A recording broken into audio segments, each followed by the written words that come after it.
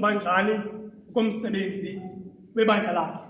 But i-castle into yokusebenza ebandleni. Hallelujah. Uyayisebenza without igawelo. Hallelujah. Xa usebenzayo okanye xa uhambayo usebenzisa i-castle. Hallelujah. Kwi-castle ke kuba khona umbhinqo. Hallelujah. Kuthiwa ngoba yona umbhinqo lowa usebenza uYesu xa ehlaziya xa emveni ngaba umprofeti okanye emveni ngaba kwenziwe impahla zikaMindeleli kwaba khona ke nebhanti kodwa wayihlaziya unkosami uYesu wayihlaziya xa ihlaziyeyo uyihlaziya esigweni ithi vesi wasuka wazibeka phansi iingubo zakhe wathabatha itawuli wabhinqa ngoba zimeleke kubhinqa lelithi. Haleluya. Elibhanti xa kusenziwa ke iphasova iyenziwe incwadi yaBhayibhile ithi xa isenziwa kufuneka apha embindini kube khona indawo evulekileyo so that kuzokwazi uba kufakwe ikhola. Haleluya. Yenziwe kanjalo ke nekhasova ke kwimphalalo. Haleluya. Emveni koko wanikeza le ngubo yobaleka ingubo engaphezulu ukuze abantu bayakwazi mhlawumbi xa behamba babone ubuze bakho kodwa leli ngubo awunokwazi ukubona ubuze bomntu because yena walekile. Haleluya. Ukuze bonke abantu bangaliboni ihlazo ngaphezulu kwafaka. Haleluya.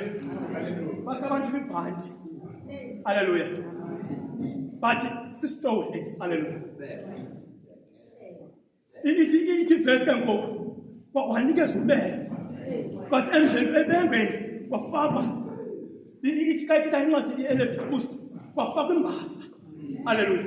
Elisha ke uba ayikho ke namhlanje. Haleluya. Ayikho noba ilibelekile. Emveni koko ithi incwadi kaJeremiya bishop omama notata ngenxa yobudala babo kufuneka babe nentonga zokusimelela. Nansi ke intonga yokusimelela katata umphalalo. Haleluya. Xa behamba esitratweni funeka babe nayo intonga yokusimelela ngenxa yobudala babo. Haleluya. Yilaleleke xa kuthani ngenxa yobudala babo kuthi kayithatha le ntonga nkosi yam indoda enkulu yathatha zahlanganisa abo zihlanganisiwe ithi vesi kwathandaza kwakhona enye intonga ephumi namakhuphuva ebonakalisa umqondiso. Haleluya. Wonke umntu ke ngoku unentonga yokusimelela. Haleluya. Okanye wonke umntu akabe nentonga yokusikelela ngenxa yobudala bakhe. Ithi le vesi omama kunye notata. Haleluya. Kanti bathelele ivesi tatam incwadi eDuteronomy 29 ngevesi 4 nesi-5 ndiyeke sibatheke ngoku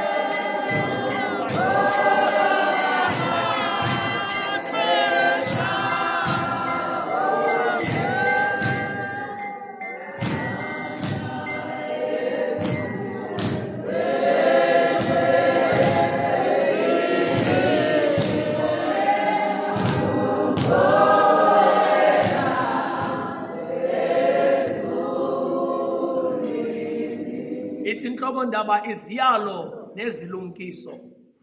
Uthi verse 4, ke akaninikanga uYehova inhliziyo yokwazi, namehlo okubona, nendlebe zokuva unanamhla. Ndinihambisile iminyaka engamashumi-40 entlalo, iingubo zenu azonakalanga bubudala. Inkosi ehlala ezulwini ke ayiwasikelela amazwi ngoku nakulaphakade. Ithi le vesi uThixo akasinikanga inhliziyo yokwazi. Athi umculo wasewisile into zangomso sizazi. Nguye uThixo lokwazi. uThixo ke ubakhuphile kwilizwe laseJiphuta, kodwa akabahambanga ngendlela emfitshane, kodwa kunyanzeleke bahambe entlango. Xa behamba intlango ke kulapho khona kuba khona indlala because amanzi akazuzeke.